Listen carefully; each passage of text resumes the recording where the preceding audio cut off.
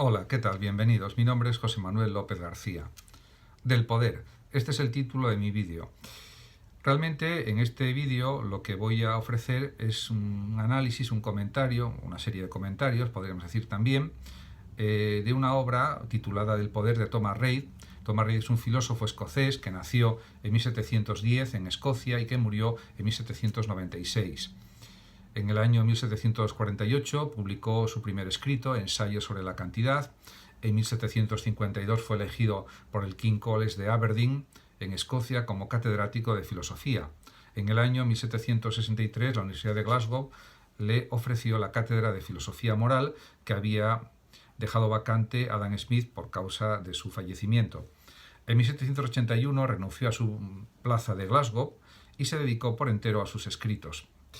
En 1785 publicó sus ensayos sobre los poderes intelectuales del hombre y en el año 1788 los ensayos sobre los poderes activos del hombre.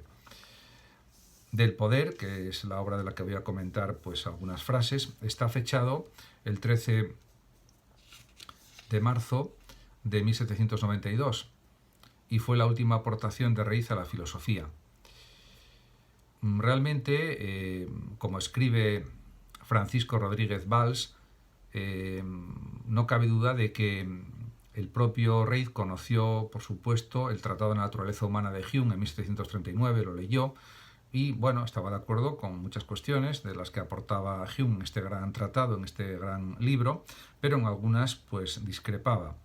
De todas maneras, según también dice Francisco Rodríguez Valls, y lo cito literalmente, según Dual Stewart, Reid fue el primero en aplicar a los estudios de la mente humana la aspiración científica de Francis Bacon. Según su discípulo, Reid fue el que cumplió la intención de Hume de introducir el método experimental de razonamiento en las ciencias morales.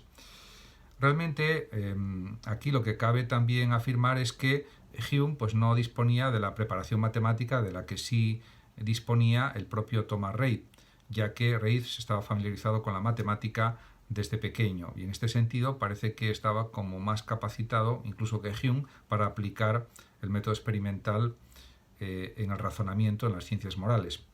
Pero en fin, esto es una cuestión, diríamos, que no considero excesivamente relevante, porque no hay que olvidar que el pensamiento de Hume fue un pensamiento muy potente, un pensamiento integrador, fue uno de los grandes creadores de la filosofía del siglo XVIII, por supuesto, un pensador empirista de primer nivel, de primer orden, y es verdad que en algunos puntos, pues efectivamente podemos estar en desacuerdo con algunas de sus ideas o conceptos, pero en líneas generales su sistema filosófico, el empirismo, su corriente filosófica, es tremendamente explicativa y completamente acertada en líneas generales, insisto. Realmente se puede decir que la teoría de Thomas Reid se basa sobre todo en el sentido común. Es un filósofo que podemos llamar del sentido común. Actúa, piensa él, según creencias comunes y eso es lo que considera mejor para el género humano, para las personas, actuar según creencias más o menos del sentido común. Además, el propio Thomas Reid cita a menudo a Cicerón, de quien adoptó el término sensus communis, que es algo parecido de alguna manera a la forma de vida cristiana. Pero es verdad que también las ideas de Reid tuvieron a filósofos que discreparon de sus planteamientos. Y entonces cabe decir que Kant y Mill, por ejemplo, le atacaron la escuela escocesa del sentido común por considerar que eso realmente no era una moral adecuada para el ser humano. En el caso de Kant está muy claro porque él defendía el formalismo moral, la ética deontológica, el deber por el deber, y eso, claro, se oponía claramente a la moral del sentido común. Además, también es evidente que Reid tuvo una influencia considerable en el desarrollo del pragmatismo, por parte, por ejemplo, de uno de los creadores del pragmatismo, un pensador norteamericano y lógico, que era Peirce, que valoró de nuevo el sentido común y lo incorporó a su pragmaticismo y también, de alguna manera, a la teoría pragmática en general, que luego fue seguida, como sabemos, por William James y por otros. También el propio Hume, en cierta manera, pues era un pensador utilitarista, que ese utilitarismo derivó también, en cierta manera, hacia el pragmatismo. Schopenhauer, este gran filósofo, elogió a Reid en su obra más importante, El mundo como voluntad y representación, para explicar que la opinión sobre los objetos externos no resulta de la información en bruto que se recibe de los 5 sentidos. Claro, en este sentido, cabe decir que hay que matizar mucho más la explicación para entender cómo hay esa transformación de lo que nos aportan los sentidos hasta disponer de ideas o de conceptos o de significados de eso que nos aportan los 5 sentidos. Y en este orden de cosas, pues está claro que Reid era un fino analizador de las cuestiones de teoría del conocimiento, de la percepción, porque analizó con muchísimo detenimiento las formas de percepción, etc. Realmente, ya en cuanto a las frases de Thomas Reid que voy a comentar, voy a explicar pues algunas de las ideas fundamentales de este libro, a mi juicio, del poder, que no hay que entenderlo como un tratado sobre filosofía política, sino como un tratado acerca del poder de la mente, del poder del ser humano, de la voluntad humana, a nivel ético, moral, también cognoscitivo o epistemológico, y no tanto a un nivel de filosofía política, aunque también hace mención a Locke y a Hume en esta obra. Y me voy a centrar pues, en unas pocas frases para comentarlas. La primera de ellas dice: ninguna obra del gusto puede ser disputada o comprendida por los que no comparten los principios del gusto con el autor.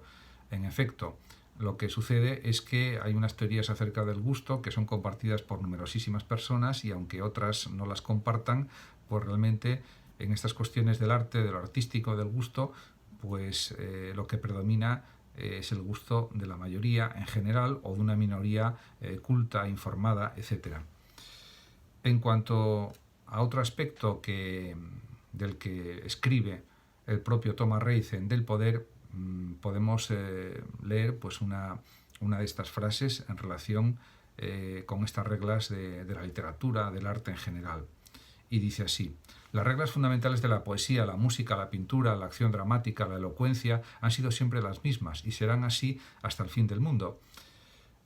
Es una opinión o es un planteamiento quizás demasiado rígido, demasiado dogmático, aparentemente, según se lee, pero yo creo que si tenemos en cuenta que hay unas leyes del gusto que están trazadas en libros de estética y que son de dominio común, pues está claro que nadie va a negar, diríamos, la belleza del lenguaje shakespeariano o la belleza de la poesía, por ejemplo, de Lope de Vega, o la belleza de las obras literarias de Cervantes, del estilo cervantino, o pues no digamos ya de las obras de Góngora, por ejemplo, y de otros muchos escritores o literatos. Y en este sentido, por supuesto, vamos a poner como ejemplo las obras de Cicerón, tienen una elocuencia magnífica, con oraciones subordinadas y con la manifestación de una capacidad retórica realmente impresionante.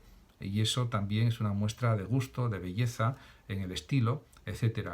Y eso, pues efectivamente no puede ser negado por nadie, y diríamos que eso permanecerá para siempre.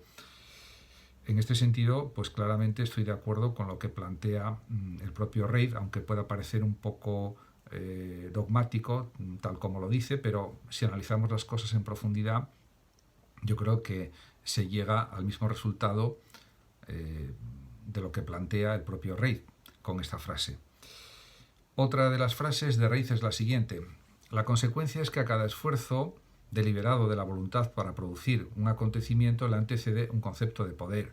Por lo tanto, aquí hay una conceptualización del poder que se refiere más bien a los efectos de la voluntad, del querer, por lo tanto al ámbito moral o ético, fundamentalmente, incluso podemos decir en cierto sentido político, pero fundamentalmente moral. Y por lo tanto el querer, lo voluntario, el querer, lo volitivo, están dentro del ámbito de los comportamientos humanos y por lo tanto dentro del campo de la moral o de la filosofía moral, podríamos decir. En cuanto a esto del poder, de la voluntad del ser humano, pues escribe lo siguiente Thomas Reid: al ejercicio del poder activo lo llamamos acción, y en tanto que cada acción produce algún cambio, así cada cambio debe ser causado por algún ejercicio o por el cese de algún ejercicio del poder.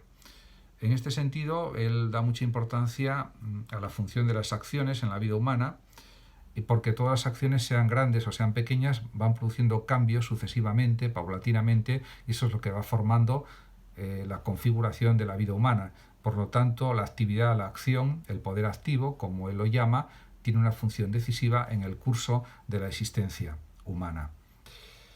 En cambio, en el caso de los animales, diríamos que las acciones también son importantes para poder sobrevivir, pero quizás no delimitan la libertad de los animales de una manera tan clara como sí en el caso de los seres humanos, que son seres sociales y están interactuando continuamente con otras personas que también tienen sus propias acciones libres. Por lo tanto, diríamos que hay ahí una compatibilización de acciones libres de unas personas al lado de otras.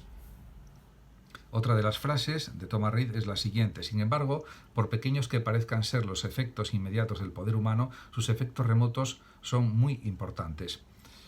En efecto, las acciones humanas, aunque sean minúsculas, si se van acumulando a lo largo del tiempo, que sucede que es así, pues pueden producir efectos en el tiempo, aunque sean a largo plazo o muy largo plazo, efectos muy considerables o muy importantes, de los que quizás no somos conscientes en el mismo momento en que estamos desarrollando el propio curso de la vida, la propia vida, podríamos decir.